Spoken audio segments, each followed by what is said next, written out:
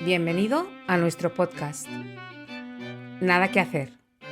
En un mundo lleno de quehaceres humanos que llenan nuestro tiempo de sinsentidos, abrimos este espacio de reconocimiento del sí mismo. Para ello, nada que hacer, solo ser.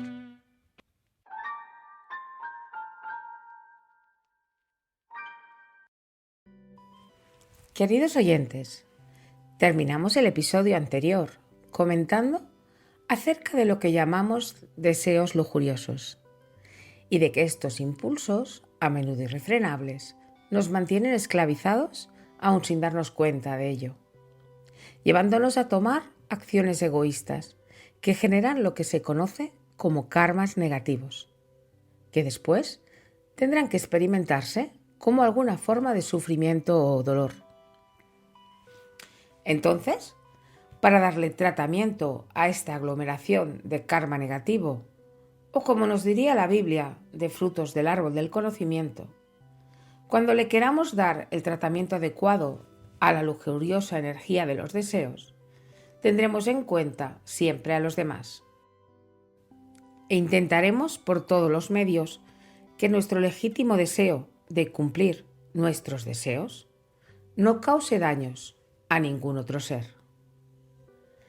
Esta acción amorosa y compasiva que deja ir el deseo si existe la más mínima posibilidad de que el cumplimiento de ese deseo cause el más mínimo dolor a otro ser, se convierte en lo que podemos llamar karma positivo, por lo que se generan frutos buenos, que después tendrán que ser experimentados según las leyes de Dios como alguna forma de placer.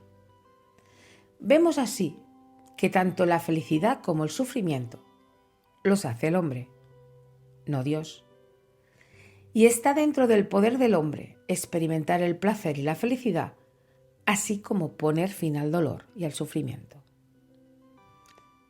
Dios, o lo que podemos ya llamar las leyes de causa y efecto de la creación, simplemente ponen al hombre frente a los resultados de sus acciones, para que mediante sus leyes el equilibrio sea restaurado. El karma es la ley que trabaja por la rectitud y la justicia. Es la mano curativa de Dios. Y cuidado, no estamos diciendo que no se tenga que desear nada, pues hay deseos buenos, justos y legítimos, como los hay malos, injustos e ilegítimos. Cada uno de nosotros, de forma personal, considerará ciertos deseos justos o injustos, buenos o malos, según las circunstancias. Es solo para cada uno de nosotros que una distinción entre bueno o malo es válida. Sin embargo, de forma general, los deseos que llevan al placer y a la felicidad son buenos, y los deseos que llevan al dolor y al sufrimiento son malos. Pero lo más importante, no se debe olvidar a los demás. Su sufrimiento y su felicidad también cuentan, incluso más que la nuestra. La mayoría de nosotros disponemos unas vastas reservas de frutos malos, acumulados gracias a la forma en la que hemos intentado cumplir nuestros deseos a lo largo de nuestra existencia. Dios, en su infinita sabiduría, selecciona cuidadosamente aquel karma que será más beneficioso para nosotros experimentar ahora. Entonces, estos frutos, este karma, es experimentado como destino y experiencias en esta vida presente. Esos frutos que comemos ahora son frutos maduros, adecuados al desarrollo de nuestra madurez espiritual. Puesto que todo lo que experimentamos es el destino, y puesto que el destino es aquellos frutos de las acciones pasadas, que por nuestro bien mayor la creación ha seleccionado y ordenado cuidadosamente para que los experimentemos ahora, lo que quiera que nos acontezca experimentar. Es verdaderamente lo que conocemos como la voluntad de Dios. Cuando nos referimos a la voluntad de Dios, no nos referimos a que una entidad, a la que llamamos Dios, que analiza y razona acerca de nuestro comportamiento y nos premia o castiga según las conclusiones a las que llegue. No, no es así. Se trata simplemente de leyes. El fuego quema, el agua moja, la gravedad te atrae. Si metes el dedo en el enchufe te da corriente y si te haces un corte sangras. Es justicia pura, absoluta. Podemos comparar a Dios con el sol, cuya mera presencia permite que muchas cosas acontezcan, al igual que Dios. El sol no tiene deseo o intención. Por consiguiente, no hace ningún esfuerzo por hacer nada, y sin embargo, su mera presencia permite que se desarrolle la vida en nuestro planeta. Así, la presencia de Dios permite que todos los seres vivos actúen, cada uno acordamente a su propio destino e inclinaciones personales. Aunque todo lo que acontece debido a su mera presencia. Él permanece completamente inafectado por cualquier cosa que acontezca, ni por ninguna acción ni por sus efectos. Un Dios omnipresente y todopoderoso no puede estar limitado emocionalmente por un arrebato de ira y no puede estar afectado de la vanidad necesaria para posicionarse e impartir justicia. Si estamos demasiado tiempo al sol sin protección, nos podemos quemar, pero no son un castigo del sol. Pues el sol, al igual que Dios, no se ofende por las malas acciones de nadie, de modo que no hay traumas que vengar. La imagen de Dios, que toma represalias y castiga cruelmente, es difícil de erradicar de nuestro pensamiento, pues históricamente a Dios se le ha echado la culpa de todo aquello que en realidad es producto del ego. Es el ego el que es origen de la culpa, el pecado, el sufrimiento y las condenas, y crea todos los infiernos. Busca su salvación culpando de todo a Dios, y lo hace transformando a Dios en su opuesto.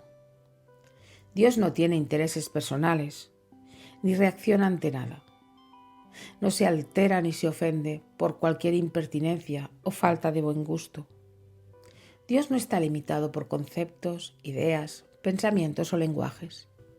Debido a la cualidad de la omnipresencia, la presencia de Dios abarca todo lo que es, incluyendo el pensamiento del hombre, pero de por sí no participa de él.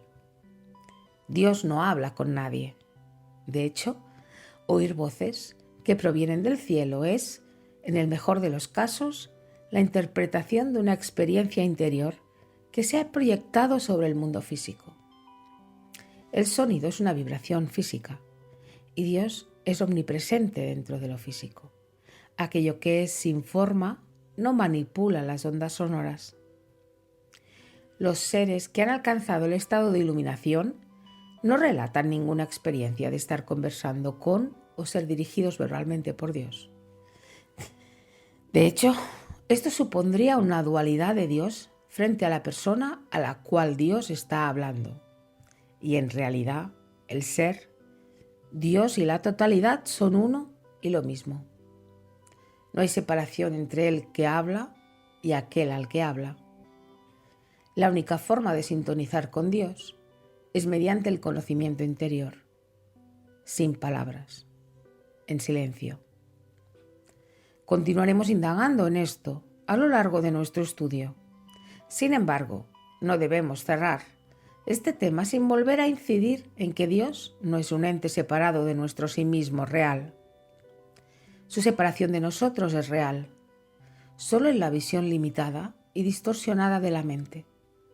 En su naturaleza real, Dios es siempre uno con nuestro ser esencial.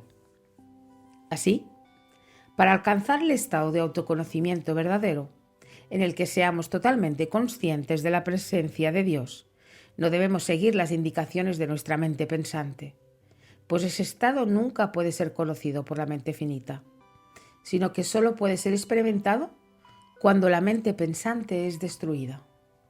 Para experimentarlo, por lo tanto, debemos volver la mente hacia adentro y sumergirla en su propia fuente, que es nuestro ser verdadero y esencial. Tal como hemos dicho, la presencia de Dios está al alcance de cualquiera en cualquier momento. Y darse cuenta de ello no es más que una cuestión de conciencia.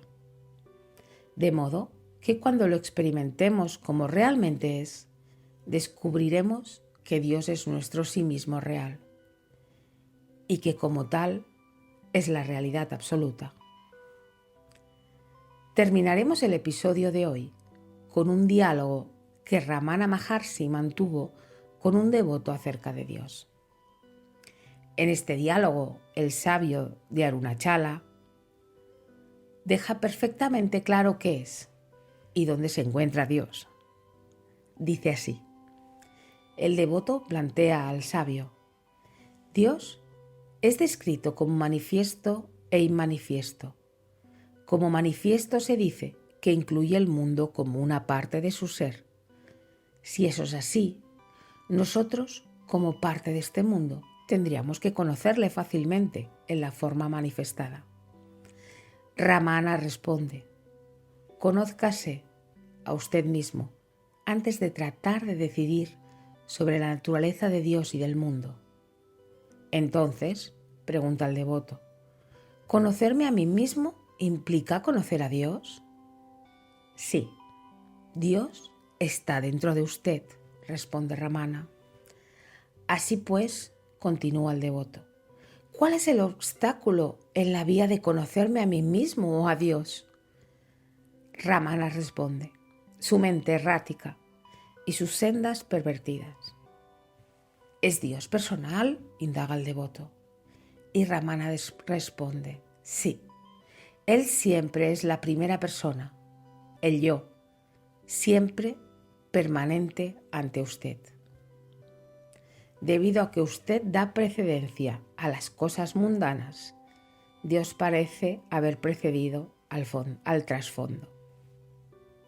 Si usted abandona todo lo demás y le busca solo a Él permanecerá como el yo, el sí mismo. ¿Es Dios aparte del sí mismo?, insiste el devoto. Y Ramana responde: el sí mismo es Dios. Yo soy es Dios. Esta pregunta surge debido a que usted está aferrado al sí mismo ego. No surgirá si usted se aferra al sí mismo verdadero, pues el sí mismo real no preguntará y no puede preguntar nada. Si Dios es aparte del sí mismo, debe ser un Dios menor que el sí mismo, lo cual es absurdo. Solo Dios, que parece ser no existente, existe verdaderamente, mientras el individuo que parece ser existente es siempre no existente. Los sabios dicen que solo el estado en el que uno conoce así su propia no existencia es el glorioso conocimiento supremo. Usted piensa ahora que usted es un individuo, que hay el universo y que Dios está más allá del cosmos. Así pues, hay una idea de separabilidad. Esta idea debe desaparecer, pues Dios no está separado de usted o del cosmos. Queridos oyentes, hasta aquí el episodio de hoy. Continuaremos hablando del concepto de Dios más adelante. Pues hasta ahora hemos hablado de un Dios manifestado, aunque sea a través de sus leyes y atributos. El Dios o Jehová en la Biblia, o Brahma, Dios creador en el hinduismo.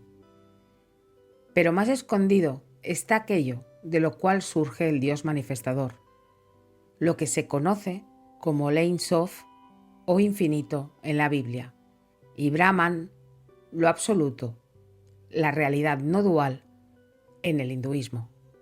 En su momento, indagaremos más acerca de ello. En el próximo episodio hablaremos del karma.